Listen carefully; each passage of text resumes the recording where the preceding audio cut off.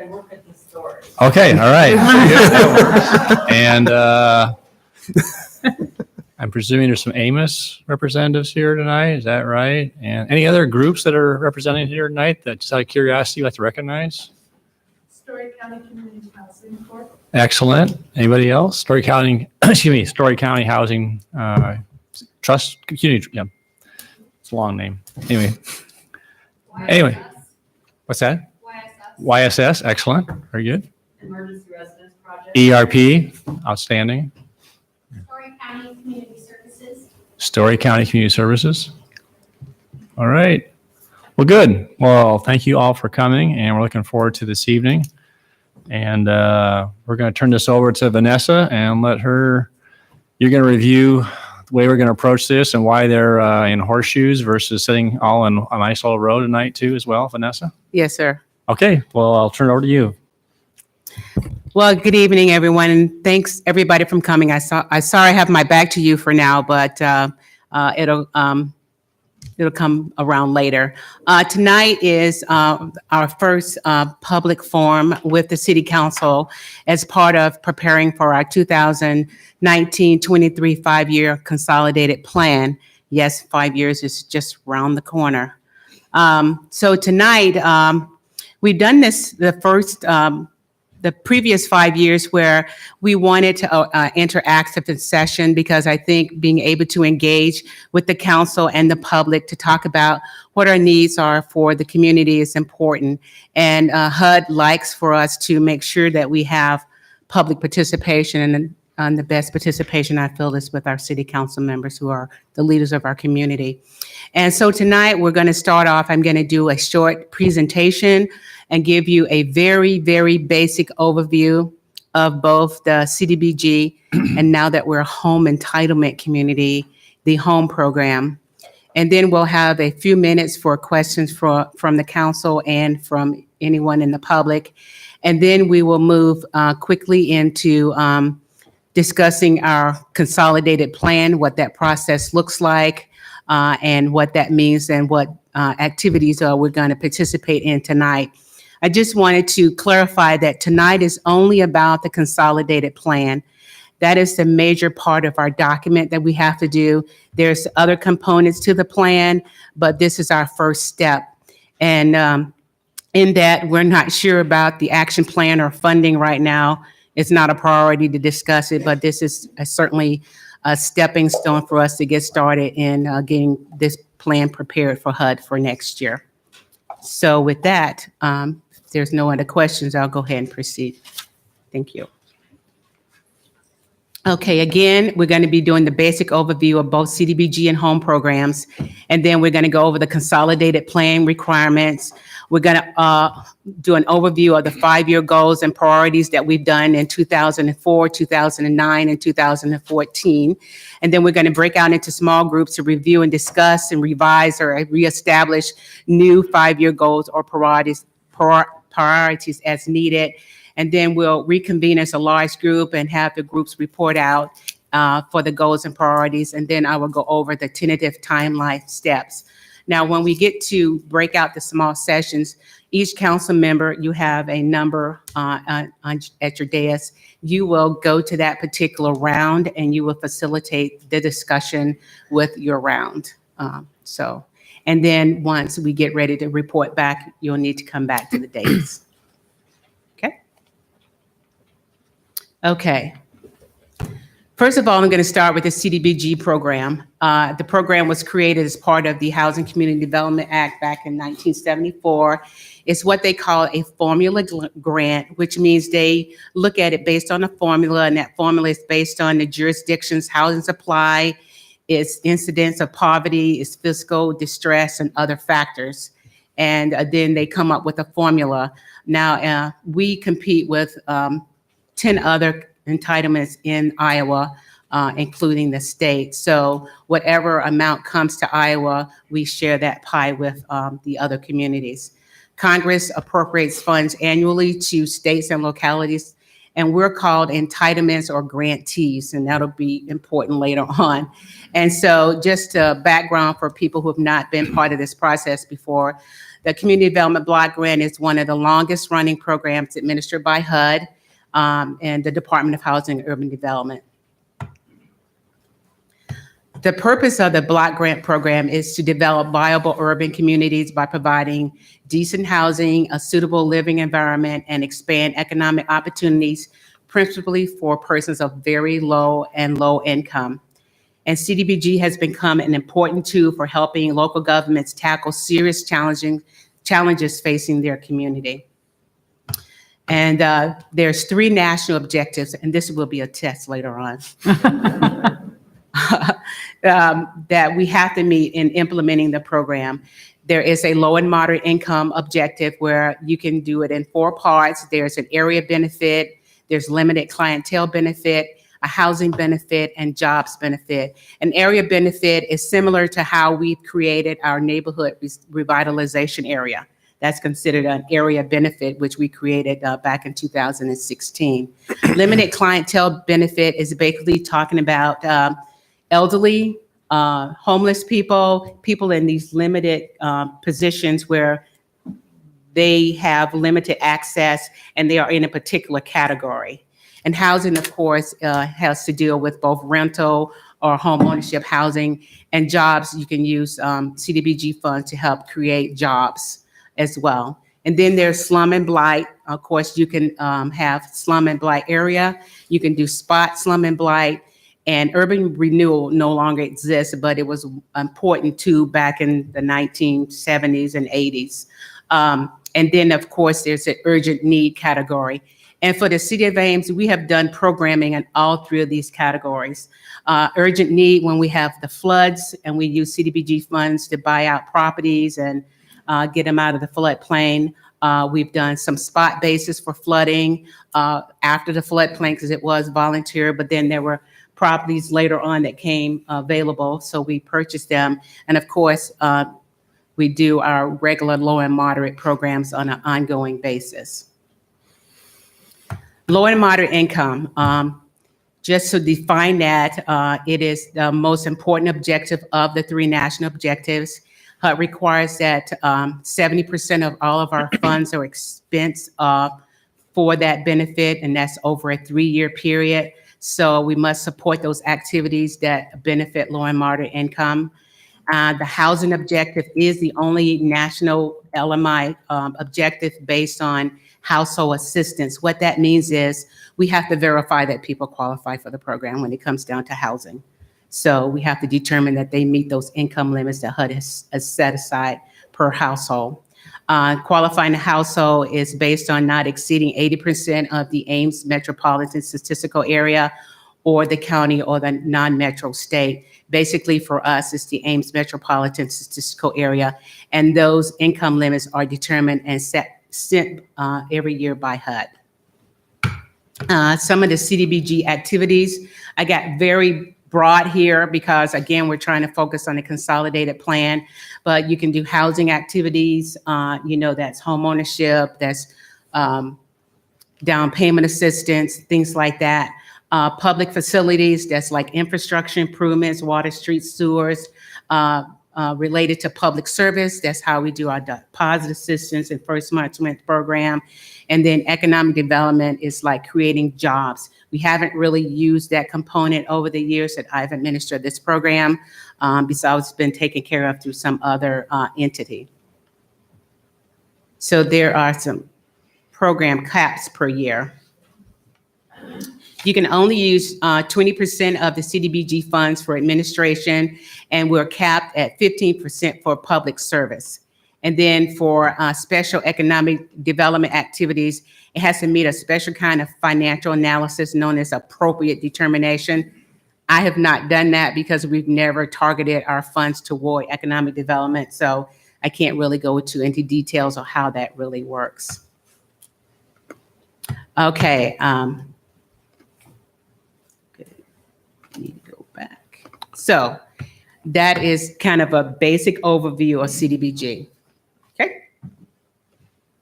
Now we're going to go into our home program.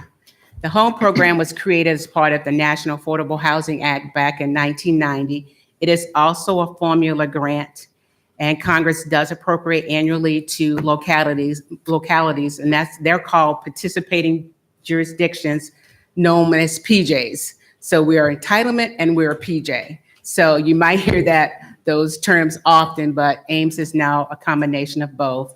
And HOME is one of the largest block grant programs administered again by HUD, and is designated exclusively to create affordable housing for low and moderate income households.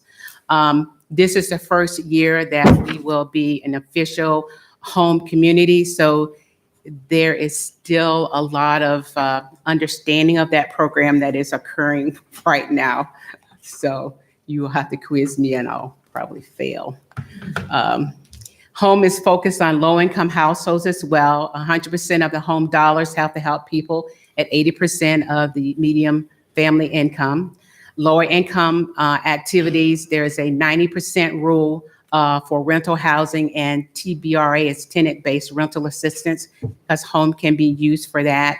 And then households targeted at 60% of the median income. For projects, 20% of the units in rental projects of 5 or more, the units have to be at 50% or below the median income. So HOME really sets down the criteria of how the funding has to benefit persons of low and moderate income, a lot more detailed than CDBG. HOME has four housing programs in one. You can do homeowner rehab, you can do home buyer, new construction or down payment, you can do rental development, whether it's new construction or rehab, and then there's the rental subsidy program, the tenant-based rental assistance program that I mentioned earlier. So it's kind of those 4 programs in one. So some eligible costs for HOME is just hard costs and soft costs for, again, new construction, rehab, or reconstruction. You can do improvements on a home site, like if you purchase a house with HOME money. You can use it to do acquisition of vacant land, improved land, and so you have to do constructions to put housing back within a certain time frame. You can use it for demolition. You can use it for relocation if you're displacing persons, for refinancing. You can use it for project reserves, and you're limited up to 18 months rent period to keep money in reserve, and then other related soft costs. So it covers a little bit more than CDBG, but it's a little bit more complicated as well. So that looks like a lot of great things, but they don't always work out as well as the categories say. HOME distinguishes between units that have been assisted with HOME funds and those who have not. Therefore, HOME allows funds to be spent on mixed income projects. You can just only use it on the particular HOME project itself, but you can have other housing within that project. It just can't be used with HOME funds, but it doesn't require separation. Okay, HOME also requires affordability periods, like if it applies to development activities, they look at the appropriate return on federal investments. Based on the amount of HOME money established, there's a time period. If you use a lot of HOME money, it's a longer period of time. If you use a small investment, it's a shorter period of time. And the period of affordability equals a period of compliance. That means HUD is going to require you to stay within compliance of those affordability periods. And they give you some examples of, like, if it's $15,000 or less, it's like 5 years of affordability. So the more you go up, the more constraints you have on how long it has to stay affordable. Okay, HOME administration. HOME allows PJs to charge up to 10% of the grant funds for administration, and also for CHODO operations. And some costs can be charged directly to the project. So it doesn't all have to come out of admin. And so that's just kind of some basic information on how the administration goes. So what's a CHODO? Oh, sorry. Community Development Housing Development Program. Okay, thanks. Community Housing Development Organization. I didn't get really into a CHODO because that takes a lot more time than what we have tonight, but I will be able to get you more information about that and the public. You have to qualify. There's not a lot of them across the state. HUD has kind of really stiffened the requirements to become a CHOTO. But if you do have some in your area, they could receive some operating funds in a particular area within your community. We have not begun looking at that because, again, we're just starting with our home program and really trying to learn how everything is going to work for this community.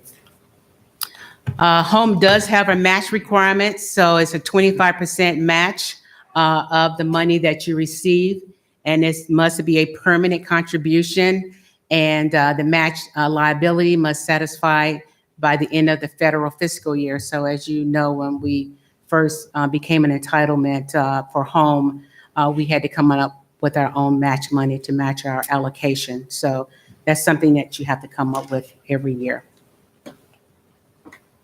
Okay, so I'm going to just kind of go over some similarities of CDBG and home. First of all, it's the same income limit, the Ames Metropolitan Statistical Area. So both income limits apply to both home and CDBG. And just to give you an idea of what our 2018 income limits are, like for the 80% or less, 60% or less, 50% or less, and 30% or less. So as you can see, for a family of 3 at 80, that's 57,500. For 60, it's 43,140. For 50, it's 35,950. And for extremely low, it's 21,600. And so HUD sets these income limits out every year, and they are based on our home guidelines.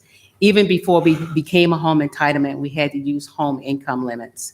Also, to give you an idea, our median income for 2018 was $79,800. And I just happen to want to compare that to the United States for 2018, and we're slightly above.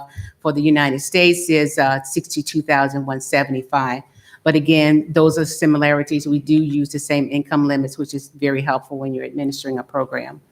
Also, both programs have a citizen participation component where we're encouraging the citizens to come and participate in public discussions, give their input about it, and receive education about it, and addressing persons with non-English speaking residents as well as English speaking residents. And so tonight is one of those citizen participation opportunities that we are providing under these two programs. Of course, there's a lot of other federal requirements that come into play with both CDBG and home, and that range from fair housing rules all the way down to acquisition rules. So again, when you do a project, there's other rules and regulations that fall into place. Environmental is a big rule that we have to do an environmental on everything that we do before we can spend money to determine its eligibility. So I like people to understand that it's just not cutting to a project. You got a lot of other rules you have to comply with. So the benefits of being both a CDBG and home community is that it allows us to stretch our resources. Each program addresses activities that the other one cannot. Somewhat, they overlap, but not really. But when they're combined, you have to meet both rules of the program, and generally the most restrictive rules apply. And I can tell you right now, home is a lot more restrictive than CDBG. It has a lot of more detailed requirements that you have to meet other than what CDBG has. Okay, so that's a brief overview about our CDBG and home programs, and we'll just take time for questions from the council and from the audience. Questions for Vanessa from the council? Vanessa, could you give us some examples of the different kinds of CDBG projects that have been funded in the last 5 years, just to give us some greater handles on possible projects? Well, within the last 5 years, we've done a renter affordability program where we help low-income families with deposit and first month's rent assistance. We help them with transportation assistance, like for Cyrite bus tickets or Herta bus tickets or gas vouchers. Those are what they call interim assistance. It can only be up to 3 months, and the deposit and first month's rent can only be a one-time assistance. We've also used the money to acquire properties that are been in foreclosure, that we've rehabbed or torn down or sold to a nonprofit to put other low-income families into housing. We certainly used it to buy acquisition of land and now converting it to infrastructure and for home ownership. We've done several infrastructure projects in our low and moderate income areas where we've done handicap accessibility, sidewalks, and other improvements. We've also used the money to do down payment and closing cost assistance for first-time home buyers. And so those are kind of some of the things that we've done with the funds in the past. Thank you. Wasn't Trip Street partly or entirely paid for with funds as well too, or not? Yeah, so we use CDBG funds to first acquire the property, and then we just use CDBG funds to put in the infrastructure for Trip Street extension.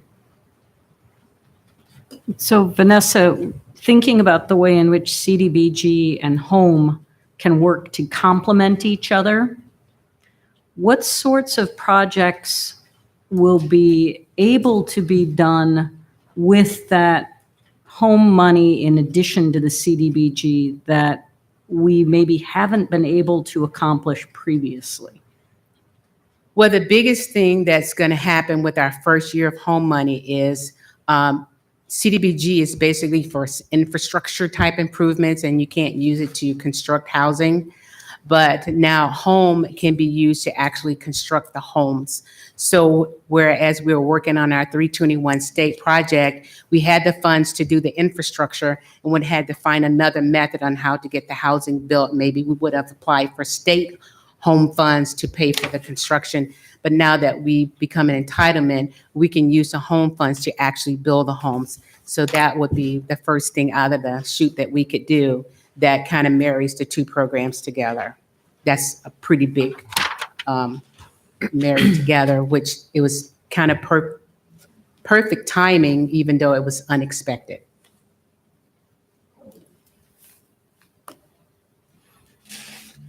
I was trying to write down, you had 4 points on the CDBG. Could you go back about a dozen slides? You had infrastructure, jobs. Yeah.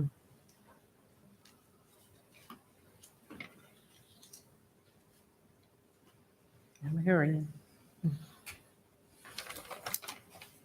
That one. There you go. So CDBG can do housing then, or not? Can't, or that's to pay for housing in terms of rental assistance versus building housing. And we use our CDBG funds for down payment and closing cost assistance. Okay. We use them to acquire properties. We use it to demolish properties under the home category, housing category, rather. And then will the public facilities be? Well, public facilities, whereas we put in water, sewer, streets, handicap accessibility for sidewalks, curb and gutter. We concentrated at the time in what HUD designated as our low-income census tracts, where 51% or more of the residents meet the LMI definition. So over the years, we paved streets, put in curb and gutter where we had dirt streets or where it was deteriorating, and then we used it also to make the resident neighborhood area handicap accessible by putting in handicap sidewalks as well. And then public services would be what? Again, we use our public services for our deposit and first month's rent and transportation assistance needs. And you mentioned potential jobs, but we haven't used it that much for. We have not used CDBG for job creation. From what I understand, you can use CDBG to do loans to businesses for startup, depending on if they're doing 5 or more, employing 5 or more people, you can loan money out for them to do that, and so forth. So then they have to create jobs for LMI individuals and so forth. Any other questions for Vanessa? All right, we invite the audience. If you have any questions on her presentation, not about the goals or the exercise, or not the exercise we're going to do, but if you have any questions on the presentation, I invite you to come to the podium here and you can ask them. And if there are none, we'll just transition into the next session. If you would mind introducing yourself and giving your address, please. My name is Matt Kaler, 2111 Furman Drive, excuse me. What brings us to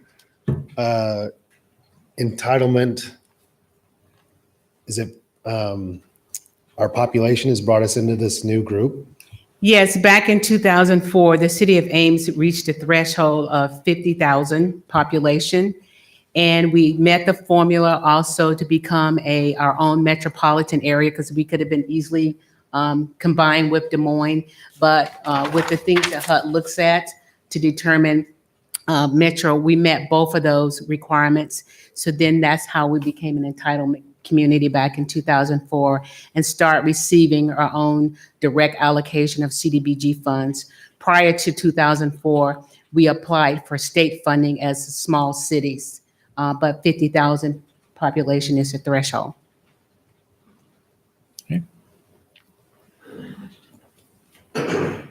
I'm Trish Stabile, 1319 Tapahalo. I'm a member of Story County Community Housing, and we're a CHODO, a community housing development organization. And so my question would be, since the home funding is a new thing that we have gotten, and I think, is this the only allocation we've gotten of home funds? Yes. First time. Other than applying for money directly from the state when we were small cities. So does that, being a CHODO, does that give you some priority in terms of lining up to ask for that money would be my question. Well, first of all, we have to ensure, HUD has some requirements for CHODOs. I haven't gone through what all of those are. And then they have a list of eligible CHODOs across the state. And then you can apply to become a CHODO. And they set out the criteria. I have not had the opportunity to really investigate that. I'm not aware of all the regulations that it will take. I do know is some requirements from talking to my other CDBG constituents, partners. It is a process that you have to apply and be certified through HUD. And they create a list and then you kind of go from there as to if they get a certain percent of your CDBG fund, home funding. Could you share with the audience just how we got this wonderful gift from home? It was just out of the blue and it was on a very short timeline, and how you've kind of been trying to get caught up on all the regulations. This is not something which you had for years and years, but Vanessa, may you just kind of explain to people what happened? I mean, we got that was in August, is that right? I can't explain what happened. It was a shock. I'm still go back and say, really, did that really happen? We're just looking at our allocation that comes out every year. And, I looked at it for CDBG to see what our funding was going to be. And there was this money sitting there. It said home for the city of Ames. And I'm like, okay, somebody made a typo that was on the wrong line. That should have went to another city. And so when I called the HUD field office, they said, oh, yeah, that's a mistake. Ames doesn't qualify for home money. You never have. So we'll just go make sure that gets corrected. And I said, okay, fine, works for me. The next day they said Ames hit the lottery. It was only one other city in the country, and that was Brookhaven, New York, that somehow met the formula to become home entitlement. We must have been under the threshold all the time. And then something happened with the data that HUD looked at and then determined that we were qualified for home. But the thing that's been happening now is we haven't gotten any money yet. The paperwork hasn't come through yet. So I'm assuming it is because we went through a lot to get the money because we only got funded $600,000. And to become a home jurisdiction for the first year, you have to have a minimum threshold of $750,000. So we're about $100 and some thousand short. but the state of Iowa was eligible to fund that gap for us, and they agreed to do that. So we were able to meet the minimum 750 threshold. And just so happened, we were already working on our 321 State Street and had allocated GO bonds to that project, which happened to be an eligible match. So it just happened the way yes. I do recall the meeting, and all of a sudden it's like we have this extra money, but it takes Vanessa's put a lot of time in trying to get up to speed on this program. I think it was August that we got notice, or July.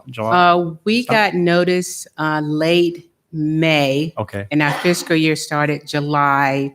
And so I spent like 2 months going through training, and honestly, I still have a lot to catch up on. I thought CDBG was hard, but home is really complicated.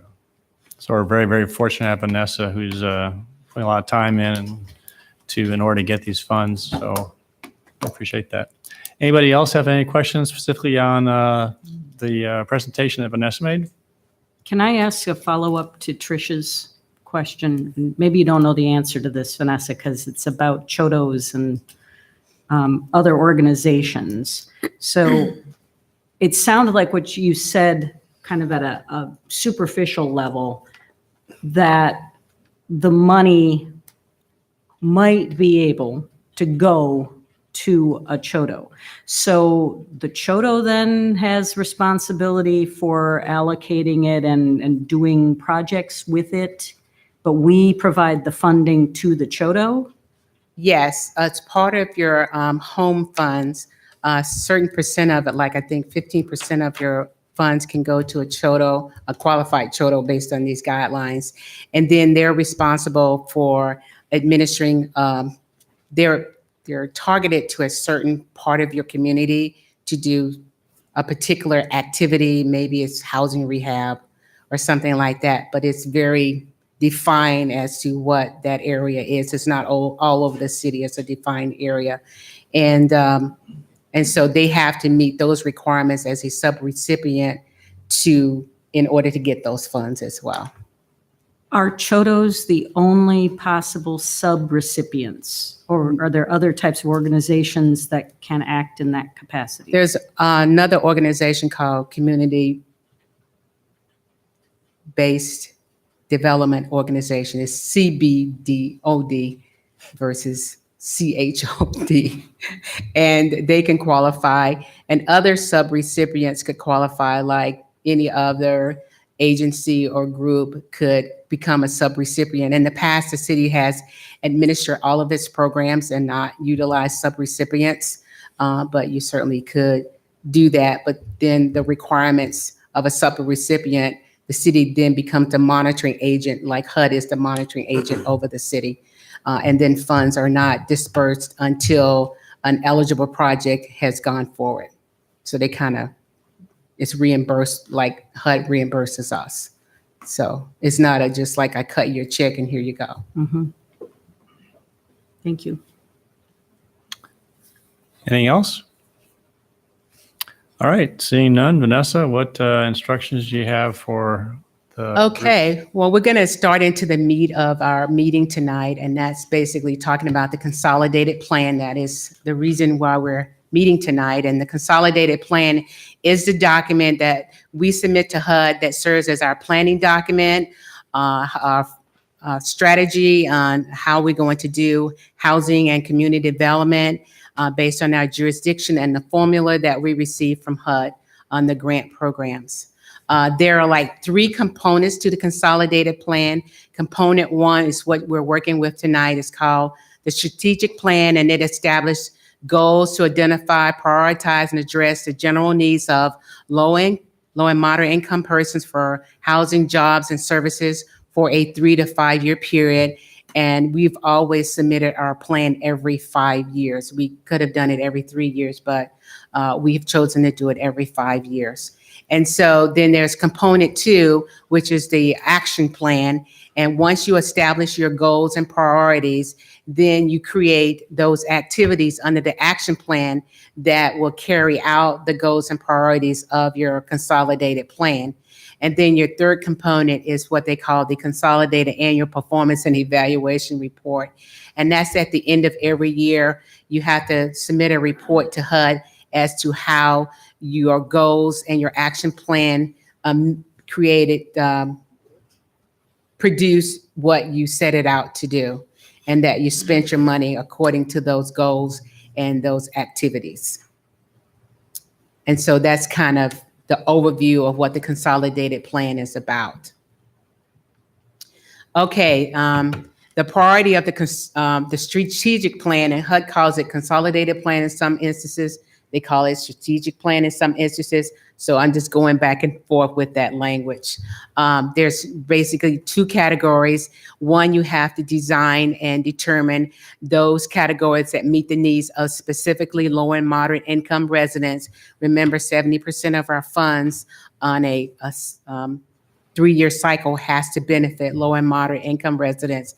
And then you have to identify those areas for residents who are not low and moderate income, because you can use that 30% over that same 3-year period to benefit areas that are not designated as low and moderate income. So those are the two strategic areas that we're addressing tonight.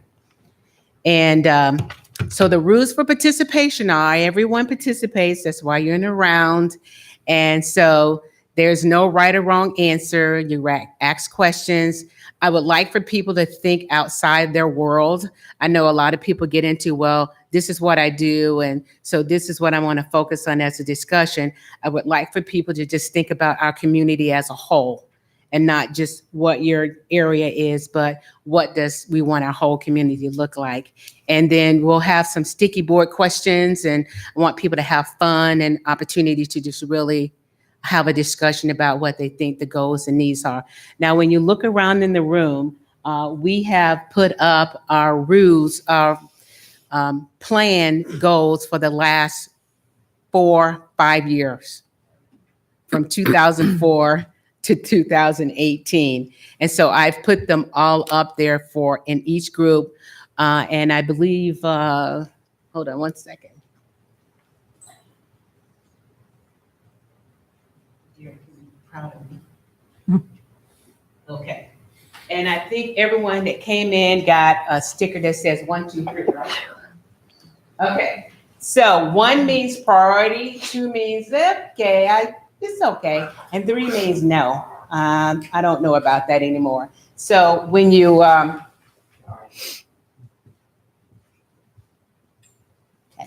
so when you get into your breakout groups, you're going to see 3 sheets that list those goals that we've had since 2004, 2009, and now 2014. And then you'll take your little stickies and decide, hey, is that still a need or a priority in our community? And then you can discuss why that is, and or if there's any other needs that we're missing that we didn't touch on, that something we should consider over the next 5 years, so that we can kind of come up with a comprehensive idea of what people are thinking. Now, this is not based on any data. Okay, I'm not using any data tonight. As a matter of fact, the way we're doing it's a little different than what I did 5 years ago. 5 years ago, I had the data in front of me from HUD. Well, HUD has not updated the data yet. It's still from 2013 when I did it last. So I can't use it right now. But I want people's perceptions and thoughts and ideas on what they see, you know, not based on any data at this time. And then from there, we'll come back. I'll go over a timeline at the end and talk about what our next steps are after this, because the next steps is we have to marry the data with what the perception or comments from the community is. Now, 5 years ago when we did this, the data came first, and then the comments and the feedback came, and they both matched. Remember, we came out with our top priorities was affordable housing for both rental and home ownership. The data concluded that, and so did the public information, because part of this, we also are going to be doing our impediment study along with doing the comments for the CDBG program as well. So if you want to take your seats there, So- I have put up the 2014-18 goals for low and moderate income persons. But council, if you want to take your numbers and head to your circle. So to summarize, Vanessa, what you want us to do is to read each individual goal, and then the participants put up a red, yellow, or green sticker on each goal. Right. Is that correct? On the ones they feel is their top three. Oh, okay. On their top three. Top Thank three, you. because they Not- only have, So you mean their top, their most mediocre and their least favorite? their favorite, mediocre, not favorite. 1, 2, 3. It's gonna be hard to pick the most middle one. It's just. That's a our point of job to just discussion. help them I out. asked her. It's just a point of discussion. Okay, so All each person has 9 votes, 3 red, 3 yellow, 3 green, right? No, they each No, have they have one of person each. has Just have three one. Oh. Yeah. Oh. Oh. One of each Oh. color. Oh. Green for Joe, yellow for Moon, and red for. No. Okay. Now you can wait and have your discussion first as you go over each set of the goals we've had for the last 15 years. Or you can let your group decide right then and then discuss from there. Or you can narrow it down. I'm giving you some freedom. I just want to make sure we're Carry all on the out and same page, so don't facilitate come the back and have discussion. different. And then if there are other goals we want to add, people can also, we can add those or write those on. Right. Each group has a flip chart that you can put up and write any additional things or clarifications that you want. It's an opportunity to have people just give you feedback and for you to listen and also provide any feedback that you would like. So I can't leave the mic, but like I said here, we have our 2004 goals, our 2009 and our 2014, which our current ones are. And I just want you to take a look at those because you might find that they're very similar to what we've been dealing with over the last 15 years. And is that still the need that we see in our community? Has something changed about that? Is there something that needs to be more defined about those goals? Because this is going to guide and direct your CDBG and home funding for the next 5 years. And so I don't expect all the answers tonight. This is just to start the discussion because it's important because we have to determine that before we can move forward with projects. Everybody wants to jump to projects, but you got to have your priorities in place before you can start doing projects. And so this is our first step. And how long do you want us to allocate for this conversation? 15, 20 minutes? I would say 20 minutes. Okay. And you give us a 5-minute warning before we're done. Certainly, Mayor. And then when you come back, you want us, I want the council to report out on their groups as to what you discussed, what you felt, the group felt that what's the needs continue to be or what needs to change, if we need to have different objectives and goals, and you will report back out up at the dais. Okay, so one last clarification. We got on the green, yellow, red. Yes, not so much. And then really no for everything else because there's a lot more than 3 things. Right. Okay. Trying to narrow it down. And, you know, there might have been things we did back in 2004 that, hey, we should be doing that again in 2019. But you might say, hey, all this looks the same. Are we still in the right direction?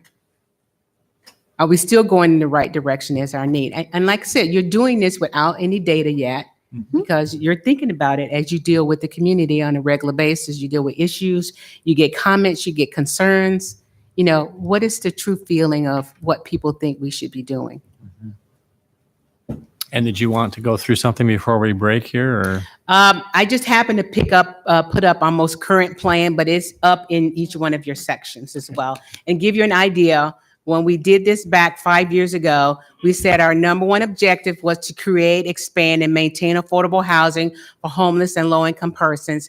And we wanted these outcomes. We wanted to increase the supply of affordable rental housing, improve the quality of affordable rental housing, increase the availability of affordable housing for homeownership, maintain the supply of affordable housing for homeownership, provide temporary rental assistance, increase the supply of mixed-use development, expand and maintain the supply of emergency shelter and transitional housing.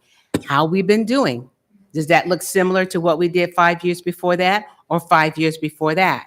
Is there some areas in those categories that we need to increase or not? So do we need to add something to that? So that's for the low income and moderate persons. For our, we also said the other objective was to maintain community development services of community.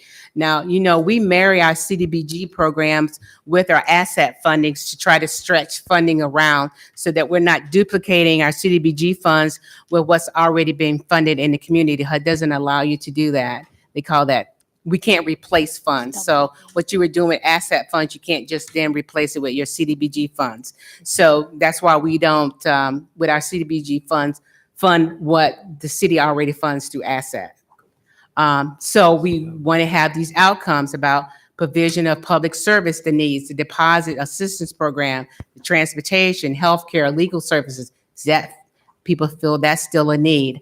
Also, the public facilities, going out doing infrastructure projects in low-income neighborhoods, are continuing to try to buy land to increase affordable housing, continuing to do the public services, public infrastructure things. So those are the categories that we did for low and moderate income. Those were our goals and objectives that we did this last 5 years. It'll make more sense if I had shown you the projects we've done, but I'm really trying to separate projects from goals and priorities right now. It's too much to try to cover in one evening. It's way too much. So, and then lastly, for our non-low and moderate income persons, we said was to address non-low and moderate income census tracts to integrate affordable housing, market rate housing in those developments, remove slum and blight, support and address code enforcement, and remove slum and blight from the floodplain and other hazardous areas. That was addressing non-low income census tracts. So those are the priorities that we set out for this, and we're doing this last year. We started in 2014. And there are things that we've done in each one of those categories, projects that we've done to meet those goals. We didn't rank them, we just list them. We didn't put a priority one over the other. You certainly can say, hey, I just want to do number 1, or I just want to do number 4. We did not rank them. We just implemented it as the need arised. So, I was going to say the level we're working at tonight is not to modify the objectives necessarily, but the specific outcomes. You certainly can modify the objectives if you like. It's a brand new 5-year period. We're just giving you feedback as a result of what we're hearing, and then there'll be future discussions after Yes. this. Yeah. I have a question for Susan on the fly. So Susan, if for people who are watching through Facebook live streaming, if they had feedback they wanted to give us right now, is there a way we could, if they posted those, that you could see those? When we go into this small work group, we're not going to be on, Okay, because nobody can hear the discussion, okay, so there's no audio. okay, great, thanks. They'll hear your input when you get back. Okay. so the red, yellow, and green stickers. Sorry, Green is go. I don't know. No, I get Yellow that. is okay. Are they put on the objective or on the outcomes? Either one. Put them on whatever sounds good. We're just having a discussion. The sticker. It's okay. You can do it. All right. Your group might want to say, hey, we all want to do it this way. Exactly. We're allowing some freedoms here to say, it's good. All right. All right. All right, so Back it is. together at 7:15. Yep. Should I play some